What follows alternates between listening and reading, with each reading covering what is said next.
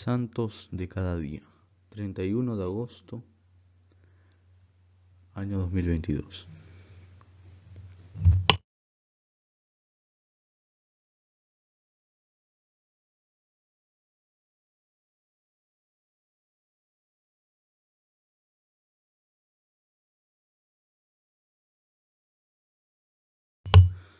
El día de hoy celebramos a San José de Arimatea.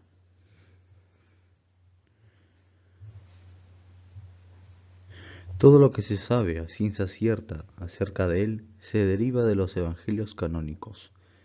Nació en Arimatea, de ahí su apellido, una ciudad de Judea, que es muy probable idéntica a Ramá, el lugar de nacimiento del profeta Samuel, aunque varios estudiosos prefieren identificarla con la ciudad de Ramlé. Él era un israelita rico, un hombre bueno y justo, que también esperaba el reino de Dios. San Lucas y San Marcos lo llamaban también Abouleutes, literalmente un senador, con lo cual se denota un miembro del Sanedrín, o Consejo Supremo de los Judíos.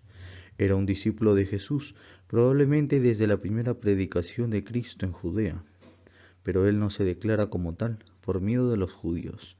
Debido a esta lealtad secreta a Jesús, no consintió en que el Sanedrín le condenase, y lo más probable es que estuvo ausente a la reunión que condenó a muerte a Jesús.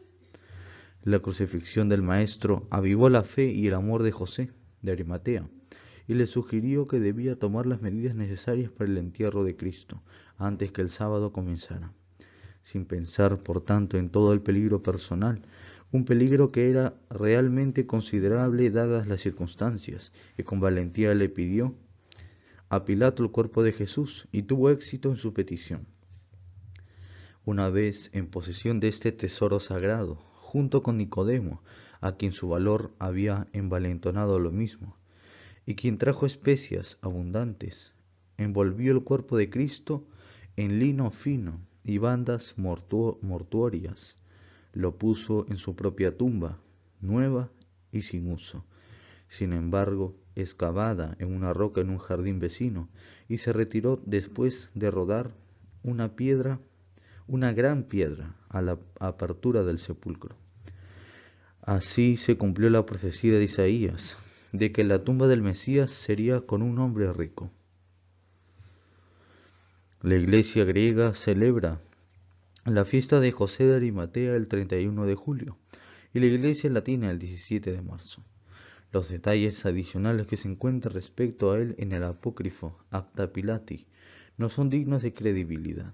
Del mismo modo es fabuloso que la leyenda que habla de su llegada a la Galia en el año 63 después de Cristo y de allí a Gran Bretaña, donde se supone que fundó el primer oratorio cristiano en Glastonbury.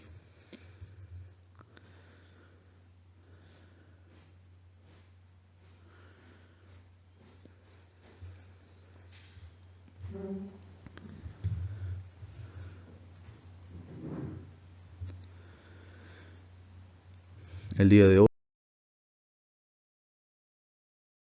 también celebramos a San Nicodemo, prominente judío del tiempo de Cristo mencionado solamente en el Evangelio según San Juan. El nombre es de origen griego, pero en esa época tales nombres eran ocasionalmente tomados prestados por los judíos, y de acuerdo con Fabio Josefo, Nicodemo era el nombre de uno de los embajadores enviados por Aristóbulo a Pompeyo. Una forma hebrea del nombre, Nacdimón, es encontrada en el Talmud.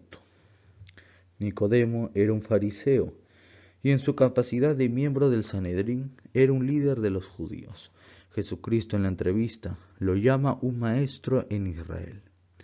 A juzgar por Juan, capítulo 19:39, Nicodemo debe haber sido un hombre de medios, y es probable que ejerciera cierta influencia en el Sanedrín. Algunos escritores conjeturan de su pregunta: ¿cómo puede un hombre nacer cuando es viejo? Que él era ya avanzado en años, pero las palabras son muy generales para garantizar tal conclusión. Aparece en esta entrevista como un creyente inteligente e instruido, pero tímido y no fácilmente iniciado en los misterios de la nueva fe. Él después aparece en el Sanedrín ofreciendo una palabra en defensa del acusado Galileo, y podemos inferir de este pasaje que abrazó la verdad tan pronto como la conoció completamente. Es mencionado finalmente en Juan 19:39, donde es mostrado cooperando con José de Arimatea en el embalsamamiento y sepultura de Jesús. Su nombre aparece más tarde en algunos de los escritos apócrifos, por ejemplo, en la llamada Acta Pilati, documento heterogéneo que en el siglo XVI fue publicado bajo el título Evangelium Nicodemi, Evangelio de Nicodemo. Se desconoce la fecha de su muerte. El martirologio romano conmemora el hallazgo de sus reliquias junto con las de San Esteban, Gamaliel y Avivo, el 3 de agosto.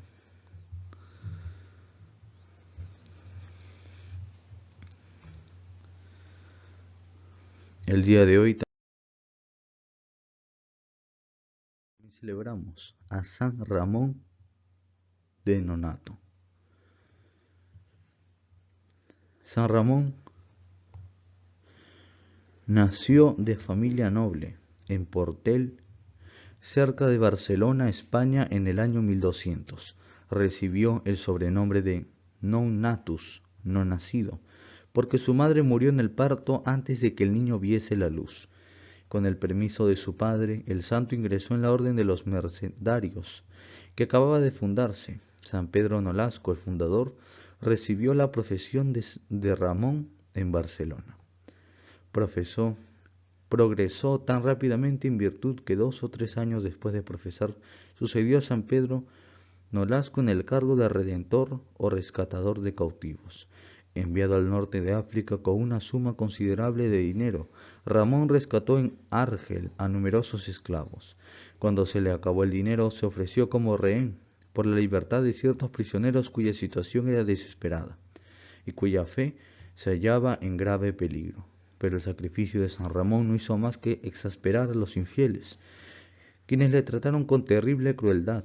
Sin embargo, el magistrado principal, temiendo que si el santo moría no se pudiese obtener la suma estipulada por la libertad de los prisioneros, a los que representaba, dio orden de que se le tratase más humanamente.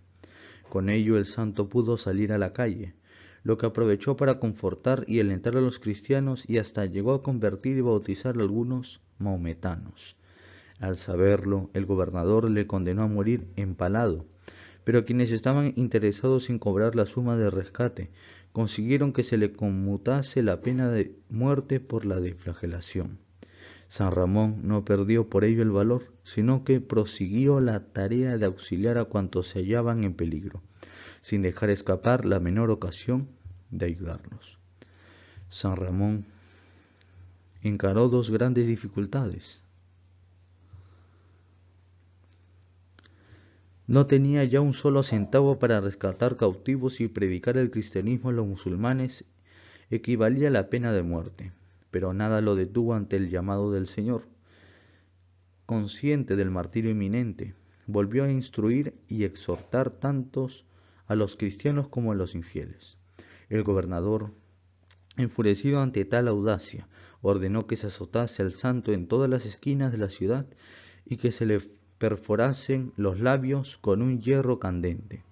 Mandó ponerle en la boca un candado, cuya llave guardaba él mismo, y sólo la daba al carcelero o a la hora de las comidas. En esa angustiosa situación pasó San Ramón 8 meses, hasta que San Pedro Nolasco pudo finalmente enviar a algunos miembros de su orden a rescatarle. San Ramón hubiese querido quedarse para asistir a los esclavos en África. Sin embargo, obedeció la orden de su superior y pidió a Dios que aceptase sus lágrimas, ya que no le había considerado digno de derramar su sangre por las almas de sus prójimos.